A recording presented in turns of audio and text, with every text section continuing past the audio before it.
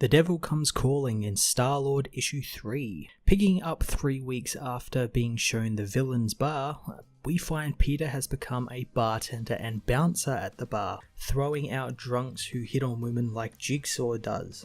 Becoming friendly with a few of the regulars, Peter begins chatting with them about why he is working here. Finishing his shift, he takes out the trash, only to be greeted by a beating by Daredevil, who says that he is meant to be staying out of trouble. Peter just shakes it off and goes to leave, but Daredevil asks him where the money from the robbery he and Miss Marvel stopped went. Not interested in Daredevil's accusations, Peter heads into the streets, where people flock around Daredevil, hoping to snap a selfie with the Devil of Hell's Kitchen. Heading home, Peter tries to call Kitty, but instead is attacked by his half-sister Victoria, who is angry that Peter was given everything that she ever wanted.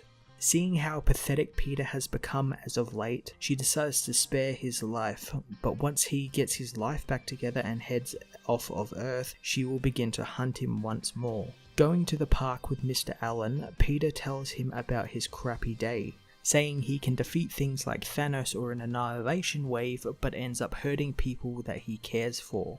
Edmund says that it's not that he destroys relationships, it's that he just leaves before the damage is actually done.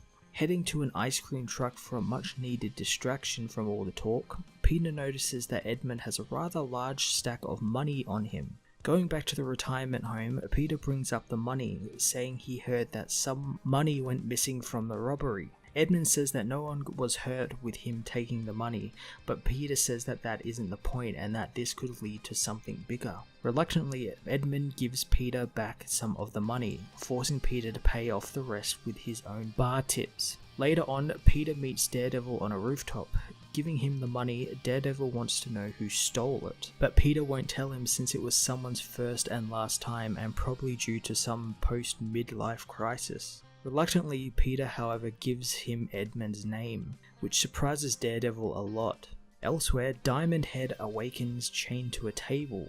Complaining he can't feel one of his legs, he finds that Black Cat has cut it off. She says that thanks to his loud mouth in the bar, she and her crew have been the ones who have been one step ahead of Diamond Head on the robberies. So man, this book is such a pleasure to read, and it's such a relaxing book to read as well, especially with, big books from both Marvel and DC that are all tied up in massive, multiple book spanning events. We got this little character book that's sort of on its own and sort of in its own little universe in this little part of New York and everything, and it's absolutely fantastic, especially Peter's reaction and interactions with, Daredevil, the villains in the bar, especially his interaction and relationship with Edmund as well. It's really grown in these last couple of issues, and I'm really intrigued to see what they're going to do with that, whether he's just going to keep being this cranky old guy and this guy who has to look after him, or something's going to happen with it. I'm really intrigued to see what's going to go on with that. I'm going to give this issue a 9 out of 10.